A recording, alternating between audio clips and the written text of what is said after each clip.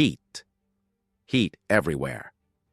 Across America, millions are waking up in shock as a terrifying chain of events unfolds, marking one of the most unsettling stretches the nation has seen in years. In the north, a sudden lake-effect snow siege slammed into the Great Lakes region, trapping families on highways, blinding drivers, freezing cities, and cutting power in minutes. At the very same time, in California, relentless rain swallowed neighborhoods whole, turning streets into rivers and homes into traps. Soon after, hillsides collapsed without warning, forcing families to flee with nothing but what they could carry. And then, almost as if the pattern was not finished speaking, the sky over central Texas darkened unnaturally. Sirens sounded, evacuations began, people braced for impact. Then, without explanation, the storm withdrew, and leaving fear hanging in the air like unfinished words. Most disturbing of all, across the country, animals began disappearing from familiar paths, moving as if sensing a danger humans cannot yet see. Different regions. One moment, one spreading sense of unease. Is this only a series of disasters, or is the Lord calling a nation to wake up before something far worse arrives? In mid-January, an extreme lake-effect snowstorm erupted across the Great Lakes, turning large parts of Michigan and northwest Indiana into a frozen disaster zone. What began as a familiar winter pattern intensified with frightening speed, catching both residents and authorities off guard. Meteorologists confirmed that a surge of Arctic air from Canada collided with the warmer waters of Lake Michigan, activating what they described as a lake-effect snow machine at full throttle. But the scale and violence of this event went far beyond expectations. Temperatures plunged into the teens and single digits, locking the atmosphere into a state that allowed snow bands to strengthen instead of dissipate. Within hours, snowfall totals approached half a foot in some areas, with warnings that accumulation would continue through the night. Visibility collapsed to near zero as winds nearing 50 miles per hour hurled snow sideways, creating whiteout conditions that erased roads, homes, and even the shoreline itself. Drivers reported being unable to see more than a few feet ahead. Semi-trucks vanished into the snow wall. Traffic slowed to a crawl, and some motorists stopped entirely, unsure if they were still on the road or drifting toward the lake. Power outages spread as ice-laden winds strained aging infrastructure. Emergency crews delayed repairs because conditions were too dangerous to work. Again and again, witnesses used the same phrase. It felt like a hurricane made of snow. Entire regions were placed under severe danger alerts as the storm showed no sign of easing. For many, this was more than weather.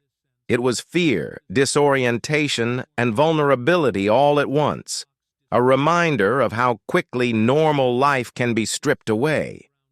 Scripture speaks directly to moments like this. Job declares that God commands the snow to fall on the earth. The Psalms describe him hurling ice like crumbs beyond human resistance, and Jesus warned of people fainting with fear over what is coming upon the world.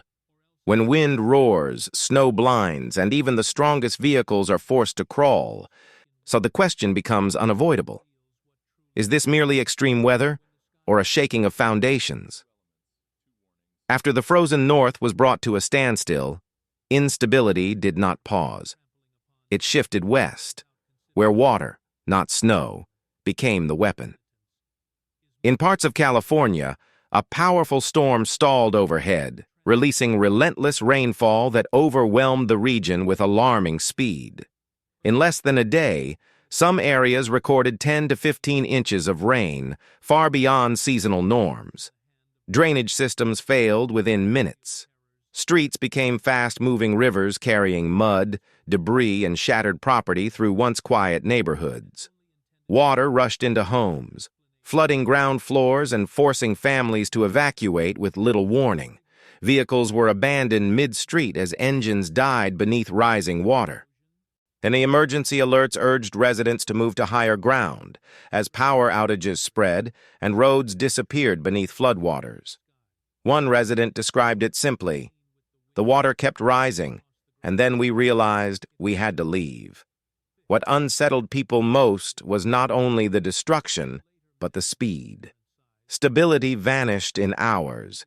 Neighborhoods that felt safe at night were underwater by morning.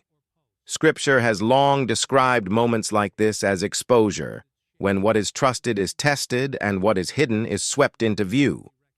Coming directly after the snow siege in the Great Lakes, the flooding deepened the pattern. Cold overwhelmed the north, water consumed the west. Different elements, same moment. As the rain finally slowed, danger only changed form.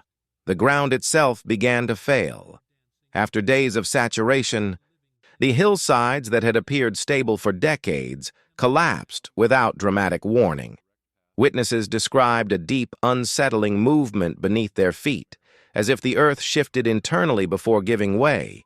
Entire sections of soil and rock slid downhill in minutes, burying homes, tearing through neighborhoods, and splitting roads open like paper.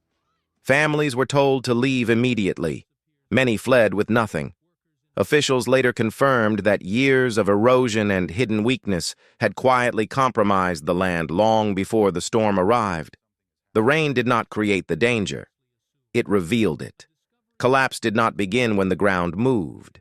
It began unseen, long before the surface broke. This did not happen in isolation. First, the cold overwhelmed the north, then water consumed the west. Now the ground itself gave way. Instability was no longer confined to sky or sea. It reached the foundations. Scripture warns that when foundations are shaken, more than buildings are at risk. What seemed firm is tested. What was hidden is exposed. After the land failed, attention shifted upward. In central Texas, residents watched the sky darken in a way that felt unnatural. Thick clouds rolled in rapidly, turning afternoon into night. Sirens sounded. People prepared for flooding and evacuation, and then nothing happened. The rain never came. Without transition, the clouds parted. Sunlight returned. Fear gave way to confusion. On paper, meteorologists offered explanations. On the ground, many said it felt incomplete, as if something had been prepared and then withheld. A warning paused mid-sentence. Scripture speaks of storms that are restrained, and of authority revealed yet held back. When the sky prepares to act and then withdraws, the question hangs heavy. Is this mercy or a final moment to listen? Soon after, the warning moved again, this time into living creation. Across multiple regions, wildlife began disappearing suddenly. Birds failed to arrive along familiar migratory paths. Forests known for sound fell silent. Marine life moved unnaturally far offshore without storms or pollution to explain it. On land, deer and other animals abandoned stable habitats without predators or fire to drive them away. These movements appeared coordinated across species that do not interact, suggesting a shared trigger rather than coincidence. History offers a troubling parallel. Before major disruptions, animals often respond first. Scripture says to ask the beasts, and they will teach you. And their movement is not panic. It is instinct responding to changes beneath the surface. Then the sky displayed something else. Across the Midwest, rare roll clouds appeared, stretching across the horizon in massive cylindrical formations. They brought no thunder, no rain, no destruction. Only presence. Meteorologists explained the conditions, yet acknowledged how rare such formations are, especially across multiple states at once. In Scripture, clouds mark transitions. They signal movement, not always judgment, but change.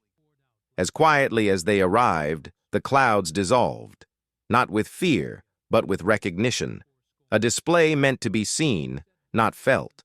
In Nevada, Ground fractures exposed sealed underground caverns previously unknown.